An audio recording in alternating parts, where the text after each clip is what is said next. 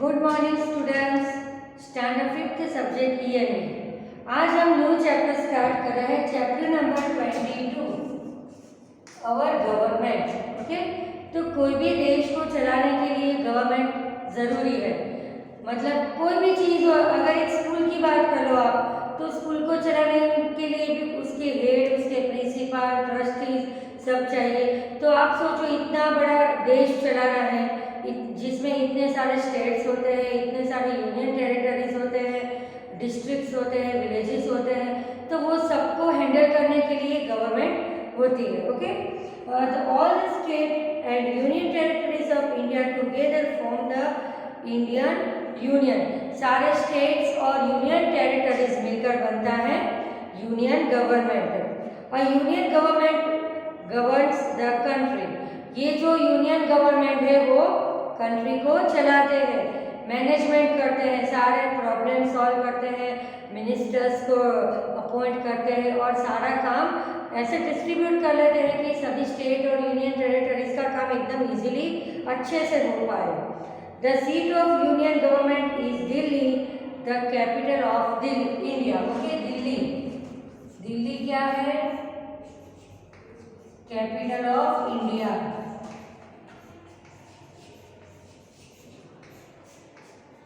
India की राजधानी है दिल्ली और गुजरात की राजधानी Gandhinagar.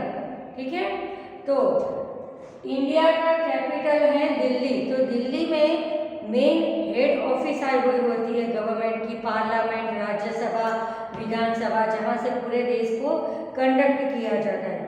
However, India is such a large country that is not possible for a single government to look after the entire country properly. India large country है, तो एक ही सिंगल गवर्नमेंट, कम लोग पूरी कंट्री को रन नहीं कर सकते। इसके लिए a vast group of minister की ज़रूरत पड़ती है। ओके, तो ये सब मिलकर बनती है हमारी Indian government. That is why the government has 3 different levels. ये सारा बेस है आपका। ये अभी जो मैं आपको ये गवर्नमेंट का टॉपिक करवा रही हूँ, वो आपको 6th स्टैंडर्ड में जब आप आओगे तब एसएस में सब कुछ आएगा। अब हमारे देश में जो गवर्नमेंट है, तो हमें उसके बारे में इंफॉर्मेशन होनी ही चाहिए। ठीक है, तो हमारी गवर्नमेंट 3 लेवल से बनी हुई है।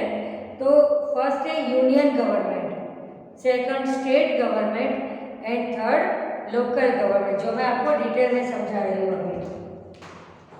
और यहाँ मैंने क्या लिखा कि Delhi is the capital of India.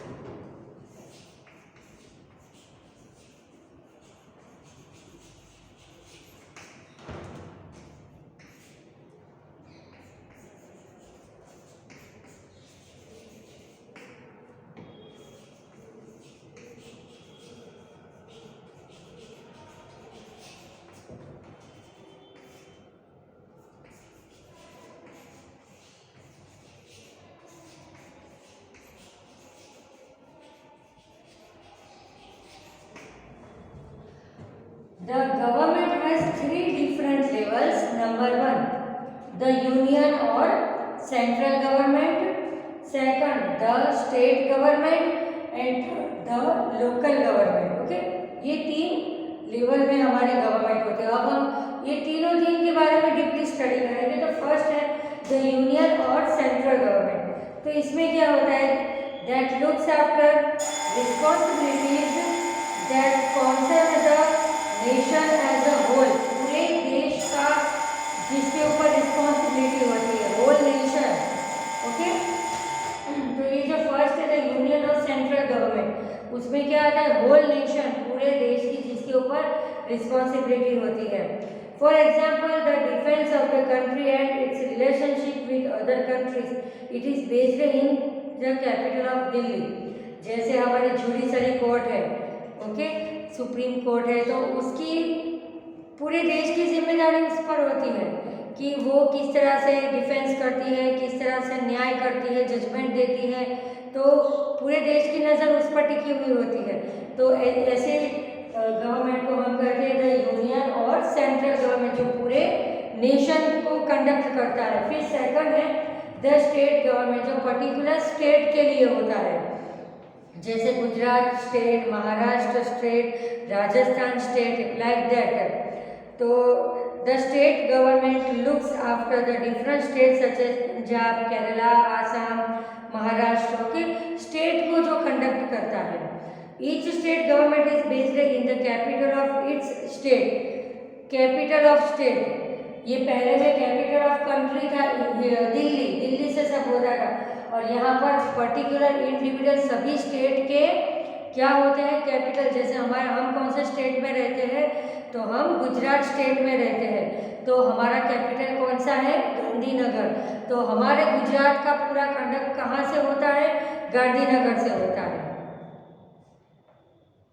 It's responsibilities include education and law and order in the state. Education के लगती उनकी रिस्पॉन्सिबिलिटी है कि लॉ एंड ऑर्डर कि जो रूल्स आए हैं वो रूल्स फॉलो हो रहे हैं, वो सब देखने की। फिर एजुकेशन के लिए कोई भी चेंजेस हो वो करने की, वो सारी रिस्पॉन्सिबिलिटी होती है स्टेट गवर्नमेंट। अब थर्ड है द लोकल गवर्नमेंट, मतलब विलेज और छोटे छोटे गांव की बात है इसमें।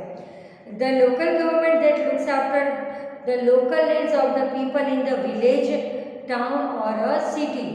तो ये देखो रिड्यूस फॉर्म हो रहा है। सबसे पहले है सेंट्रल गवर्नमेंट, जिसमें पूरे देश की बात हो रही है, नेशन और होल कंट्री।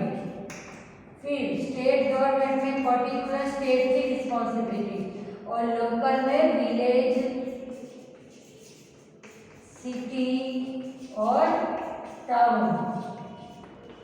देखो कैसी जिम्मेदारी डिस्ट्रीब्यूट कर दी है। सिर्फ एक ही गवर्नमेंट सब कुछ नहीं हैंडल करती, तो उसने सब पार्ट्स कर दी है इस तरह से कि स्टेट का अलग, उसका कैपिटल भी अलग होता है और वहाँ से पूरा कंडक्ट होता है। फिर विलेज का लोकल गवर्नमेंट को हैंडल करने को दे दिया है। तो इस तरह से काम डिस्ट्रीब्यूट कर दिया है, तो क्या है, डिस्ट्रीब्यूट करने से काम इजी हो जाता है और अच्छे से होता है। अब है आगे अवर यूनियन गवर्नमेंट। अब हम इन तीनों के बारे में डीपली स्टडी करेंगे, ओके। तो हमारी जो यूनियन गवर्नमेंट है, making laws for the country is one of the main responsibility of the union government. देश के लिए नियम बनाना, लॉ, कायदा बनाना, वो मेन रिस्पॉन्सिबिलिटी है यूनियन गवर्नमेंट की। देश के लिए बात हो रही है, नॉट सेंट्रल और लोकल। पूरे देश के लिए जो कायदे बनाते हैं, रूल्स एंड रेगुलेशंस बनाते हैं, वो कौन बनाता है, द यूनियन गवर्नमेंट बनाती है। और लॉ बनाना उसकी मेन रिस्पॉन्सिबिलिटी है। Laws are made by the parliament. Parliament में लॉ बनते हैं। कहाँ पर है पार्लियामेंट, दिल्ली में आई हुई है। The parliament consist of the president and 2 houses, Lok Sabha and Rajya Sabha. Parliament में 2 हाउसेस होते हैं, लोकसभा एंड राज्यसभा। उसमें भी डिविजन्स होते हैं और उनके भी अलग अलग काम होते हैं। अब लोकसभा का क्या काम होता है, तो members of the Lok Sabha are elected by the people. Lok Sabha, लोक मतलब पीपल, तो आपको वो वर्ड से ही पता चल जाए कि उसमें जो मेंबर्स हैं वो पीपल थ्रू इलेक्टेड हुए हैं, okay. Members of the Lok Sabha are elected by the people for a period of 5 years। 5 साल के लिए वहाँ पर पीपल को अपॉइंट किए होते हैं। General elections are held after every 5 years। हर 5 साल के बाद इलेक्शन होता है। Citizens of India above 18 years age can cast their vote in the election to elect the candidate of their choice. Any citizen about 25 years of age can contest election. देखो अब election हर 5 साल के बाद होता है, तो उसके क्या रूल्स हैं कि उसमें वोट करने के लिए एज 18 ईयर्स या उससे बड़ी होनी चाहिए। आप लोग वोटिंग नहीं कर सकते, क्यों? क्योंकि आप 18 साल से छोटे हो। जब आप 18 साल के हो जाओगे तब आपको वोटिंग कार्ड आ जाएगा और आपको वोटिंग करने का अधिकार मिल जाएगा। और अगर किसी को इलेक्शन में रहना है एज ए कैंडिडेट, बराबर, इलेक्शन में उनको मिनिस्टर बनना है, तो उनकी एज 25 ईयर्स से ज़्यादा होनी चाहिए, वही कैंडिडेट हो सकता है। ओके, तो इलेक्शन में वोट देने की एज क्या होती है? 18 ईयर्स। और इलेक्शन में खड़ा रहने के लिए तो उसके लिए आपको 25 ईयर्स एज हो, तो ही आप एज ए कैंडिडेट इलेक्शन में पार्ट ले सकते हो। For elections to the Lok Sabha the country is divided to electoral constitutionals. Generally, many candidates contest elections in every constituency. Some of these are representatives of political parties, while some may be independent candidates. The candidate who gets the maximum vote in a constituency is declared elected to the Lok Sabha. Holding the Lok Sabha elections in the responsibility of the Election Commission. The Commission must ensure free and fair election.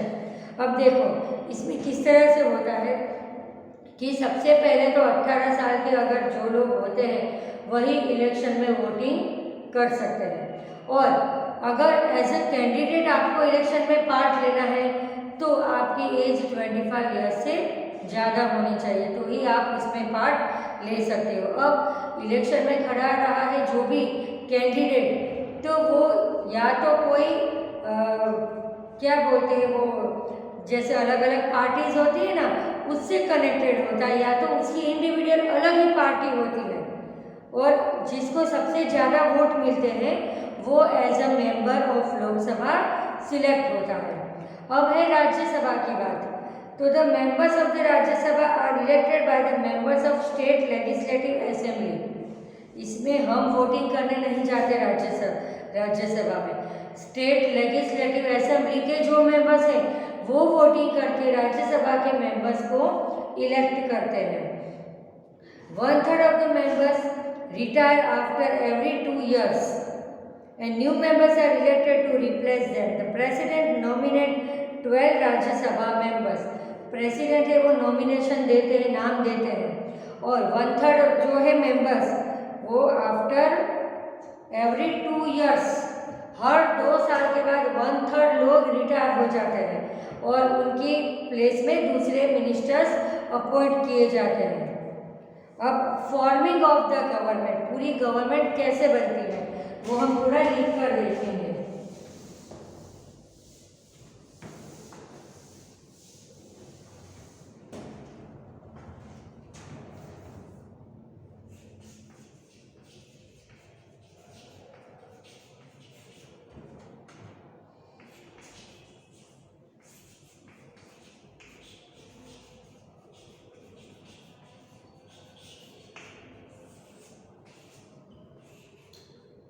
Forming the Lok Sabha, sorry forming the government.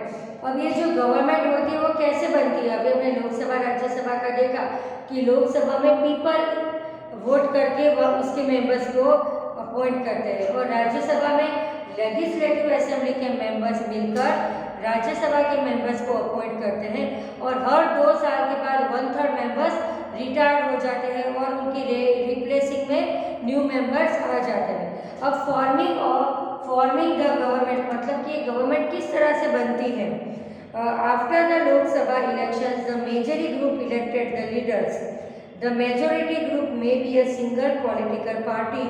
एक party consist होती है, जैसे भाजपा है, कांग्रेस है, आम आदमी party है, उस तरह की आफ्टर द इलेक्शन एक मेजॉरिटी जिसको मिलती है, मतलब जिसको ज़्यादा वोट मिलते हैं, वो एक पार्टी अलग से एग्जिस्टेंस में आती है, which has won more than half of the Lok Sabha seat, or it may be more than one political party collectively if any one party does not have a majority. अगर कोई एक party को बहुत majority मिलती है, मतलब कि बहुत सारे वोट मिलते हैं, तो वो पार्टी लोकसभा की मेन हो जाती है। The president then invites this group to the form of government and makes the leader of the group of the prime minister. फिर ऐसे को क्या होता है, प्राइम मिनिस्टर बुलाते हैं, किस लिए बुलाते हैं, तो लीडर बनाने के लिए, एक ग्रुप का, उनके ग्रुप का लीडर बनाने के लिए उनको इनवाइट करते हैं. The prime minister is the head of the government of the India. Prime minister, okay, ये भी मेन है.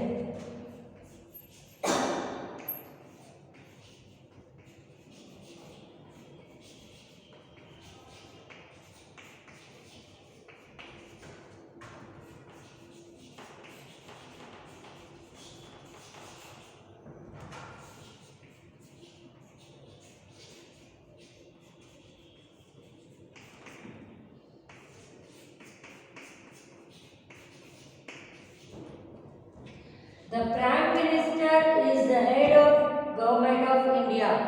प्राइम मिनिस्टर है वो पूरी कंट्री के, ये पूरी गवर्नमेंट के हेड होते हैं. ओके, उनको सारे अधिकार होते हैं. वो जो भी चाहे, अगर कोई उनको मिनिस्टर अच्छा नहीं लगता तो उसको वो बर्खास्त भी कर सकते हैं अपने पोस्ट से, और अचानक सडनली नए मिनिस्टर को भी अपॉइंट कर सकते हैं. मतलब पूरी कंट्री का जो राजा बोलते हैं, देश का राजा होता है, कौन होता है, द प्राइम मिनिस्टर. अभी हमारे प्राइम मिनिस्टर कौन है, नरेंद्र मोदी जी. ओके, तो ये बेसिक नॉलेज आपको होना ही चाहिए कि the president, the prime minister is the head of the government of India. He or she select the ministers who head the different ministries such as defense, agriculture, external affairs, etc. The group of minister is known as the cabinet. The group of minister is called cabinet. हमारे prime minister वो कभी भी cabinet की meeting बुला सकते हैं, उनको कोई डिसीजन सडनली लेना हो तो, ठीक है. उनके पास सारे अधिकार होते हैं, सारी अथॉरिटीज होती है.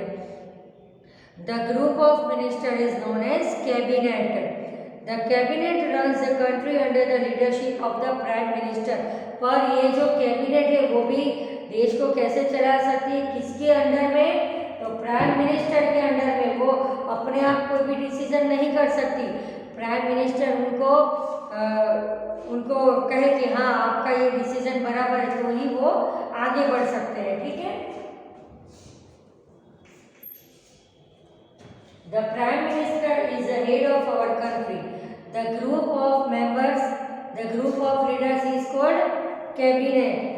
ग्रुप ऑफ मिनिस्टर्स, ये सारे मिनिस्टर जो गवर्नमेंट अपॉइंट करती है तो उनके ग्रुप को कहते हैं कैबिनेट. और ये जो कैबिनेट है वो भी अंडर द प्राइम मिनिस्टर देश को रन करती है. अपने आप को उसको इंडिविजुअल कोई भी डिसीजन लेने का हक नहीं है. फिर अब नेक्स्ट टॉपिक है state government.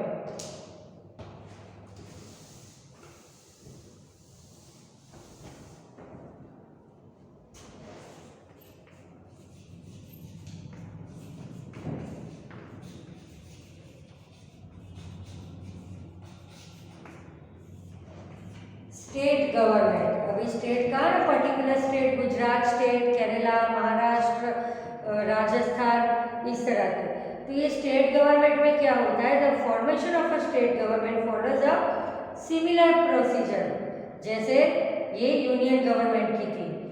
The process starts with the elections to the state legislative assembly. Here also the members of elected for 5 years. यहाँ पर भी जो मेंबर्स होते हैं वो 5 साल के लिए इलेक्टेड होते हैं. मतलब after every 5 years election is held.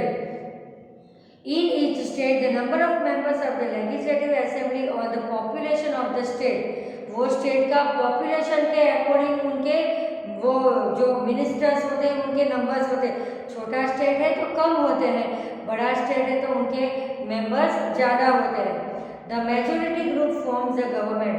The leadership of the group become the chief minister.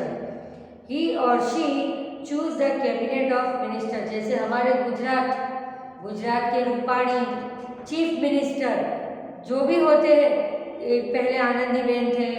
तो इस तरह से स्टेट के क्या होते हैं, हेड. स्टेट के जो हेड होते हैं उसको हम क्या कहते हैं, चीफ मिनिस्टर कहते हैं. अब है union territories. Okay, in a union territory such as Pondicherry और Chandigarh, the lieutenant government is responsible for the administration.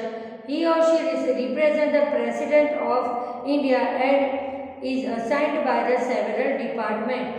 हमारी जो यूनियन टेरिटरीज है पौंडीचेरी एंड लेफ्टिनेंट गवर्नर, तो उसमें क्या होता है, यूनियन टेरिटरी यूएन की रिस्पॉन्सिबिलिटी है उसको रनअप करने की. अब है लोकल एडमिनिस्ट्रेशन. लोकल मतलब गांव में, छोटे टाउन में या सिटी में. लोकल गवर्नमेंट जो होती है गांव में, जज करने के लिए क्या होती है, पंचायत होती है. वहाँ कोई बड़ी बड़ी डिस्ट्रिक्ट कोर्ट या हाई कोर्ट नहीं होती.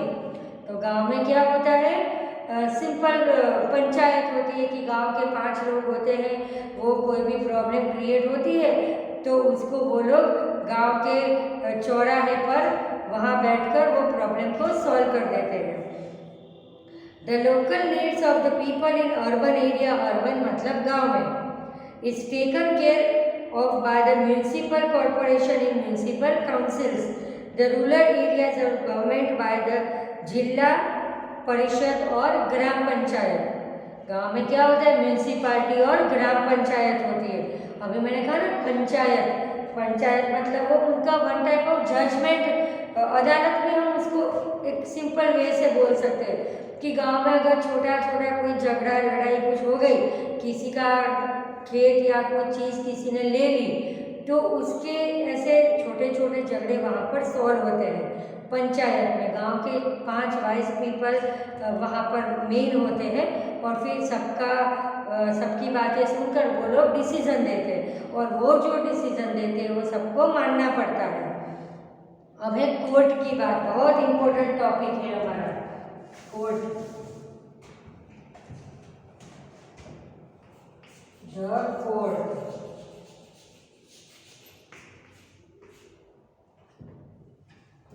If any citizen of India feels that justice has been denied to him or her, he or she can approach the court of justice. There is a district court. अगर हमें या India के कोई भी citizen को ऐसा लगे कि उसके साथ अन्याय हो रहा है, उसको जस्टिस नहीं मिल रहा है, तो वो न्याय लेने के लिए कोर्ट में जा सकता है. There are district courts at the district level. District level में कौन सी कोर्ट होती है, डिस्ट्रिक्ट कोर्ट. स्टेट लेवल में स्टेट कोर्ट. इस तरह से अलग अलग कोर्ट होती है. There are district courts at the district level. They take care of judicial matters at the district level. ठीक है, district court.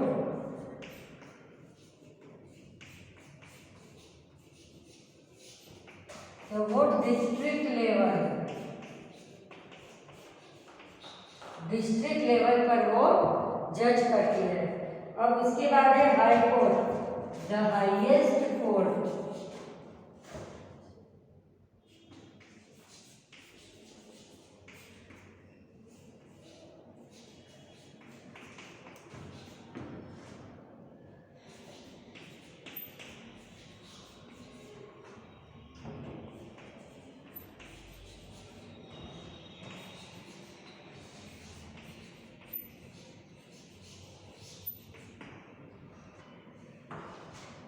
The highest court in the state is the high court. State में जो सबसे बड़ी court होती है उसको हम क्या कहते हैं, हाई कोर्ट कहते हैं. Okay, some high courts take care of more than one state. हर स्टेट की हाई कोर्ट पर कुछ हाई कोर्ट होती है वो एक से ज़्यादा स्टेट का वहीवट करती है, एडमिनिस्ट्रेशन करती है, जजमेंट देती है. ठीक है, ज़रूरी नहीं कि एक स्टेट, एक हाई कोर्ट एक ही स्टेट के लिए हो. एक हाई कोर्ट एक से ज़्यादा स्टेट का भी एडमिनिस्ट्रेशन करती है. The highest court in the country is supreme court.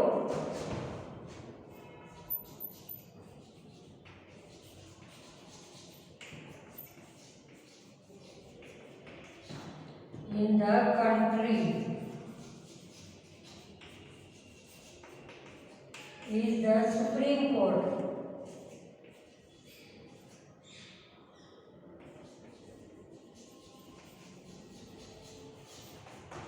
State की जो हाई कोर्ट होती है उसको, स्टेट की जो हाईएस्ट कोर्ट होती है उसको हाई कोर्ट बोलते हैं, और कंट्री की जो हाईएस्ट कोर्ट होती है उसको हम सुप्रीम कोर्ट बोलते हैं। अगर हमें हाई कोर्ट में जस्टिस से सेटिस्फेक्शन नहीं है तो हम सुप्रीम कोर्ट में अपील कर सकते हैं, और सुप्रीम कोर्ट जो भी डिसीजन लेती है वो हमें मानना ही पड़ता है, उसके अगेंस्ट हम कभी भी नहीं जा सकते हैं। The highest court in the country is the supreme court. वो कहाँ पर आई हुई है? सुप्रीम कोर्ट इन दिल्ली, क्योंकि दिल्ली क्या है? इंडिया का कैपिटल है। इस decision of any matter is final. वो जो भी डिसीजन लेती है वो एकदम से फाइनल माना जाता है। The supreme court is headed by the chief justice of India. Chief justice, सबसे बड़े जज होते हैं, वो वहाँ पर जस्टिस देते हैं। Appointed by the president of India, उनको कौन करता है? हमारे प्रेसिडेंट उनको अपॉइंट करते हैं। द अदर जजेस are appointed in the consultant with the chief justice, और दूसरे जो जज को अपॉइंट करते हैं, तो यहाँ के जो मेन जज होते हैं वो दूसरे जज को अपॉइंट करते हैं। ओके, तो ये कोर्ट के बारे में बहुत इंटरेस्टिंग है कि डिस्ट्रिक्ट कोर्ट डिस्ट्रिक्ट लेवल पर डिस्प्यूट करती है। The highest court in a state is the high court, and the highest court in the country is the supreme court, जो कहाँ पर आई हुई है? दिल्ली में आई हुई है। और सुप्रीम कोर्ट जो भी डिसीजन देती है दैट इज फाइनल, हम उसके अगेंस्ट जा ही नहीं सकते, क्योंकि उनके चीफ जस्टिस को कौन अपॉइंट करता है? Prime minister. तो वो एकदम प्रॉपरली ही उनका जजमेंट होता है। ठीक है, तो आज हमने ये लेसन एक्सप्लेन किया। नेक्स्ट वीडियो में हम ये लेसन की एक्सरसाइज कंटिन्यू करेंगे।